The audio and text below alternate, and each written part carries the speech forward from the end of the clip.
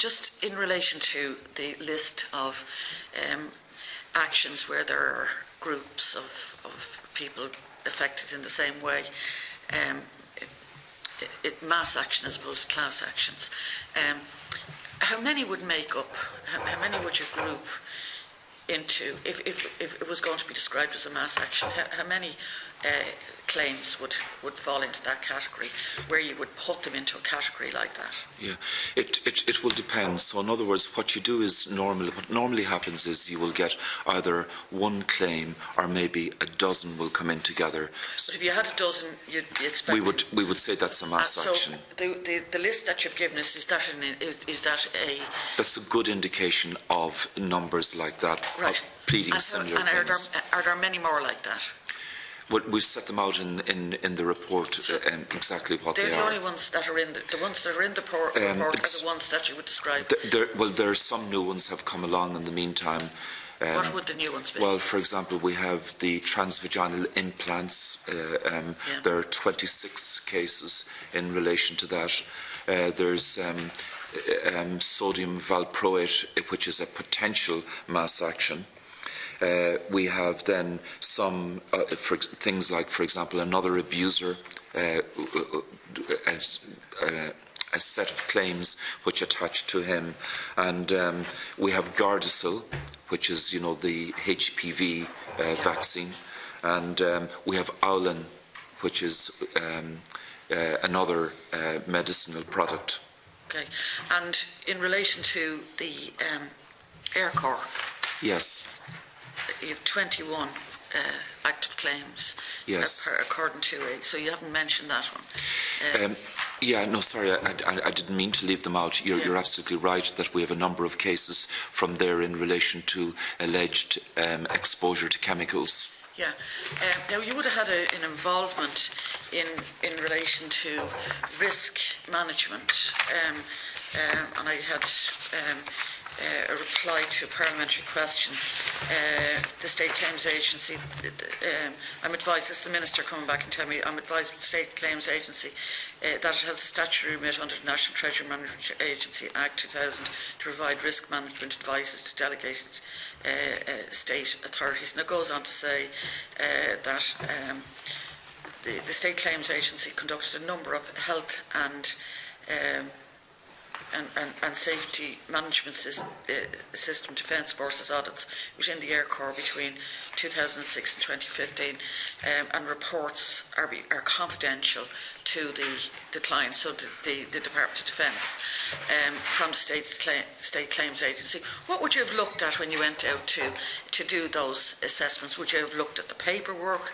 Would you have gone down to kind of the level of looking at, what equipment people are wearing to protect them, the environment that they were working in? What would you have looked at? Yeah, the Defence Forces, and this applies to all branches of the Defence Forces, have a safety management system that they've put into place, and we have worked very closely with them in relation to that. So our people on the ground in relation to risk, when they carry out audits, they go out on site and they meet with the person who would have responsibility for safety and health in the particular barracks or battalion or whatever, and they carry out audits of things like, for example, what they're doing about lifting, and so on, and the safety standards that are in place in respect of that, would you and have so gone, on and so where there's forth. chemicals, would you have gone and looked at where those chemicals are cited?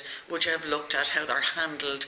Would you have looked at the kind of things that would expose people to risk? Would you have looked at that? Yeah, well, just to explain to you in terms of the Air Corps, because I think this might be helpful in answering specifically what happened there.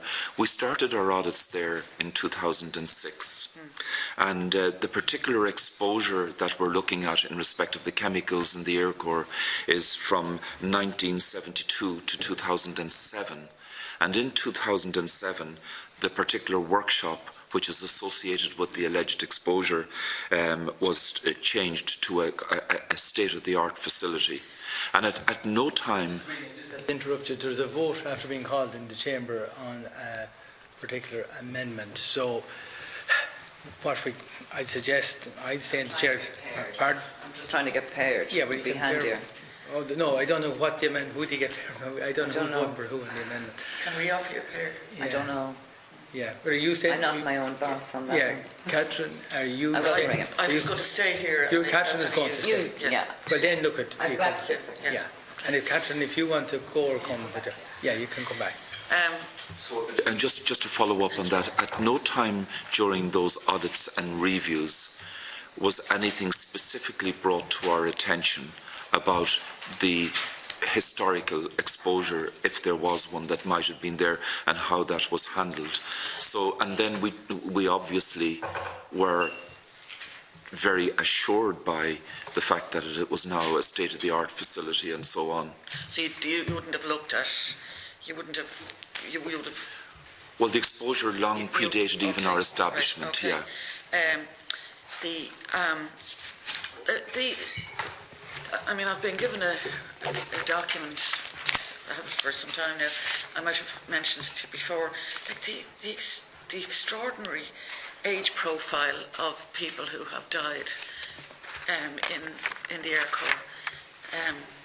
Like 72, I mean, it's not a big, the Air Corps is not a big employer, and there's 72 deaths, all kind of pre-retirement, some of them very young. Now there would be quite a large core of the 72, about 14 or 15 are by suicide, but others are in kind of particular categories like cancers and cardiacs and that. It does seem like a very dangerous place to work from the point of view. Sorry, I don't really mean that in the way I'm saying it. It seems to be a place where there's an abnormal number of people who die prematurely. That would have jumped out to me as something that would make me question that there was a risk. But as you say, it goes back to maybe prior to when you were doing your assessment. I understand that there wasn't registers of this particular chemical available. I'm not sure. Are you in a position to comment on that, Pat? I'm not specifically.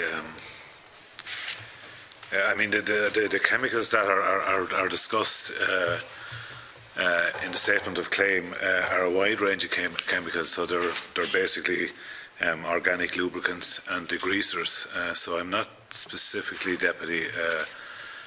I don't have that information, or I suppose you'd need to be more specific about the particular chemical that you're talking about. I have the names of the... I do know that when I suppose we did audit there, that we were satisfied that for the chemicals that were in the workshops, and I talk in a general sense, in the workshops, that there were material safety data sheets available for any chemicals that we sampled, and that would suggest that they were registered in some way. Yeah, what I'm trying to find out is how do you mitigate risk? I'm using this as an example. How do you mitigate risk? And what I'm hearing is that there still isn't, or wasn't in the recent years, use of protective clothing, availability of particular type of protective clothing when handling these things. Would you have looked at that, given that you would have known that this profile here? Are you satisfied that the risk assessment is mitigating this risk? My colleague might take that. Yeah, sorry, just to say, I head up the enterprise risk unit that would have carried out the audits. Yeah, I mean, I think we look at this, when we go out, we look at sort of the systems in place, and we're back to that word systems again, but we do sample as we go out. Now, they are snapshots. You're there on a particular day. We would talk to the staff and the members of the Defence Forces that were available in the workshop. They're highly trained. They're highly trained technical people, and certainly we came across no evidence at the time that there was sort of procedures or practices that weren't being carried out other than to the appropriate standards. Right, and I understand that the Air Corps don't carry out mandatory risk assessments. Would that not be something that you would instruct particular organisations to do is to carry out mandatory risk assessments. Would that not be within their, would you not put that in as a kind of almost an essential? Yeah. Absolutely. I mean, it's not just an essential from the point of view of what we would expect, but it's a legal requirement as well under the Safety, Health and Welfare at Work Act.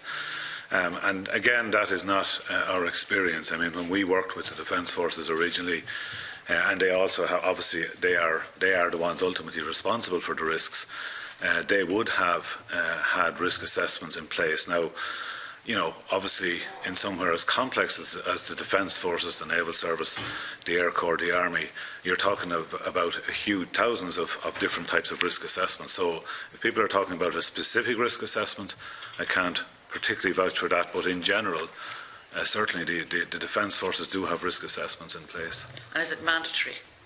Yeah, well, it is mandatory under Irish legislation that they would have appropriate risk assessments in place, but it is also absolutely mandatory and part of their occupational health and safety management system that they have had in place for some time now.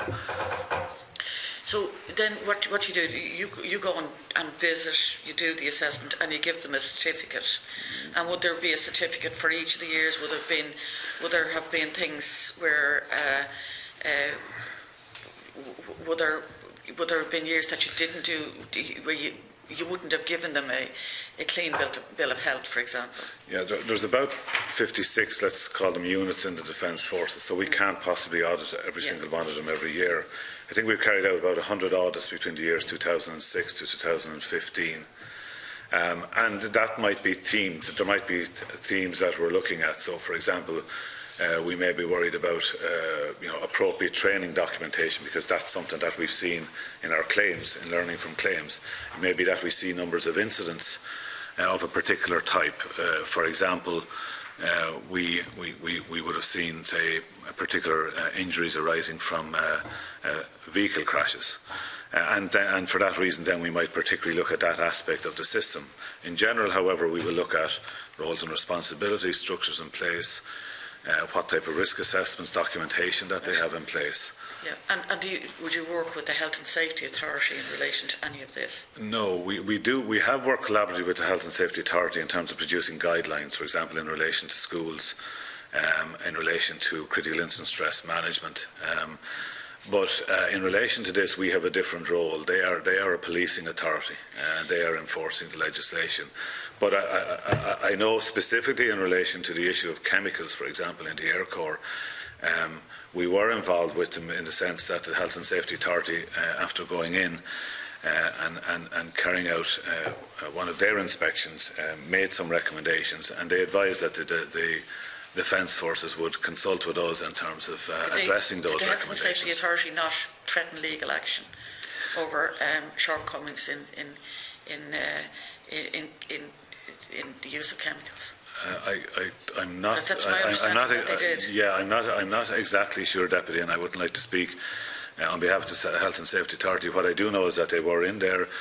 There were issues raised. I'm not sure at what level they were raised, and we were active in helping the Defence Forces to address those issues to the satisfaction, as I understand, of the Health and Safety Authority. Yeah, it's my understanding that they did threaten legal action, and it seems extraordinary that you have one arm of the state that may be doing that, and another arm of the state giving a clean bill of health in terms of risk.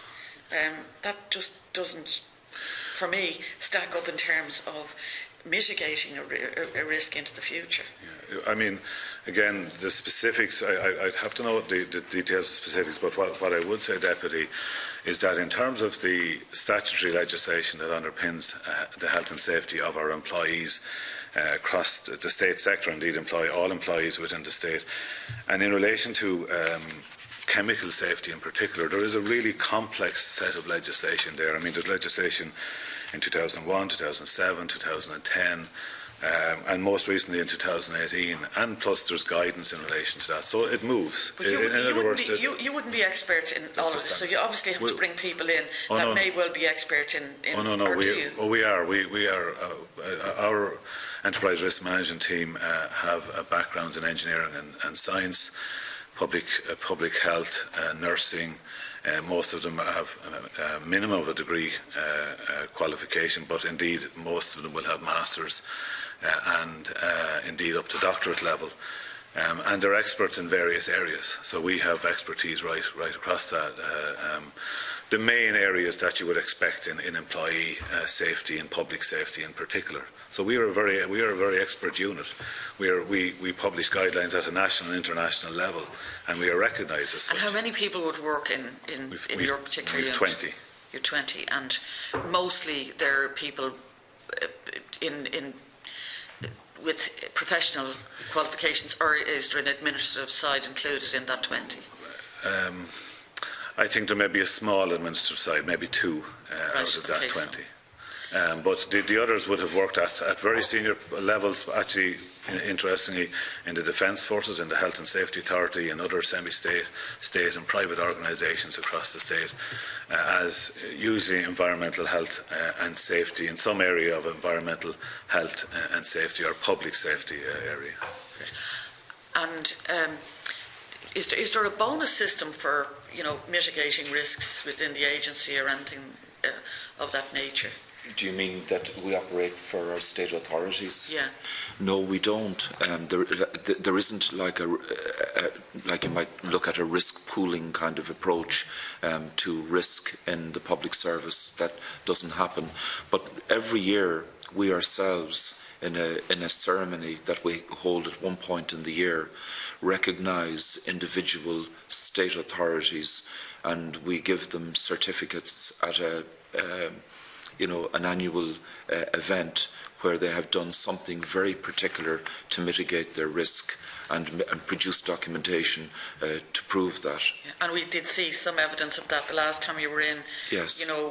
We saw with slips and falls and things like that, where we could see a serious progress. That's right. Yeah, and that's to be commended.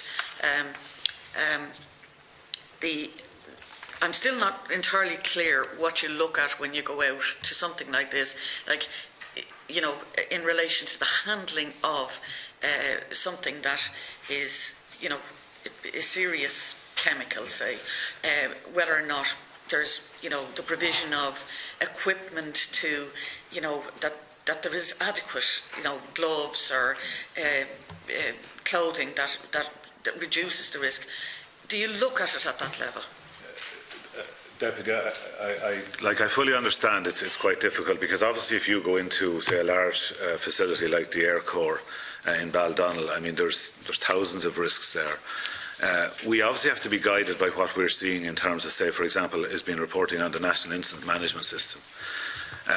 And at no time in relation to chemicals did we see any significant level of reports on incidents. So in other words, that wouldn't be flagged to us as a hot spot to really investigate. Now, nonetheless, as I said, because chemical safety is important within a workshop, that is something that we would test. And I use the word test. In other words, we would sample. So, we're there on the day and we would talk to people, we would look at how they're storing the chemicals, we would make sure they have the appropriate documentation in place. If I give an alternative, for example, we did a very large job with the Defence Forces in looking at guarding of machines. And in that case, in that case, in fact, and we did that because we had some instances where people had been seriously injured because guards hadn't been in place. And we looked at a series of workshops, and in that case some of those workshops were closed down. Some of those machines then had to be retrofitted. And that would have been on a machine-by-machine basis, and we would have spent, looked at in detail, because we as a claims agency saw it as a definite source of litigation risk. So we are, you talk about the Health and Safety Authority, they would be guided by the statutory legislation, and that would be, what would guide them in terms of what they look at. We obviously look at what we are particularly concerned about that could lead to claims, and one of the indicators of that is obviously, have we got any incidents being reported in relation to that? Okay, and just in relation to those cases, are they ongoing, are they settled, are they in dispute, or...? They're ongoing. One is in the Court of Appeal, and I think has been given a date for, I think it's the year after next because there's a glut of appeals in the Court of Appeal, and others are awaiting an important decision by the Court of Appeal by the Supreme Court again on a discovery issue. Okay. When you get a group, not necessarily this group, but when you get a group that can be mediated, how does that happen? You know, if you see, say, a dozen cases coming in on something or other, do you wait for one to be proven in the court? Do you, what approach do you take? Yeah, normally what we do is we don't have, like they have in the United States and certain other jurisdictions, what they call class action, where you get a whole series of cases happening at the one time or for the group. So what you get here is there's a lead case which will be chosen by a plaintiff solicitor and agreed with us that that will be the lead case. And then we engage on that case in terms of our separate investigations. So you can imagine, Deputy, like we're preoccupied with, does the state have a liability? If it does have a liability, well then we will want to settle that obviously at the earliest possible opportunity. And so one of the vehicles that we might use for that is mediation, if we came to that. So having settled one, if that was the case, unless the other cases could be differentiated in some way, we would seek to settle all of the other cases in, the best possible cost, obviously, and as quickly as we could. And like we saw a couple of years ago, we saw, for example, in relation to the cervical check, we saw Vicky Phelan going public. If she hadn't gone public, would others have realised that they could have been affected in the same way? Is that used as a means of mitigating against damage that's done to individuals? That there is, it's settled, and it is settled with what's known as a gagging order? Yeah, well, as you know, we weren't a party, and I think I'm on record here on a number of occasions say we weren't parties to any of that. And that was a case which was settled by the particular laboratory. Yeah. And so, I mean, we were only involved peripherally in relation to the non-disclosure part of that case. But I understand the point you're making, and I think we talked about this when I was here the last time about how the other women found out, and that's a different issue. Yeah.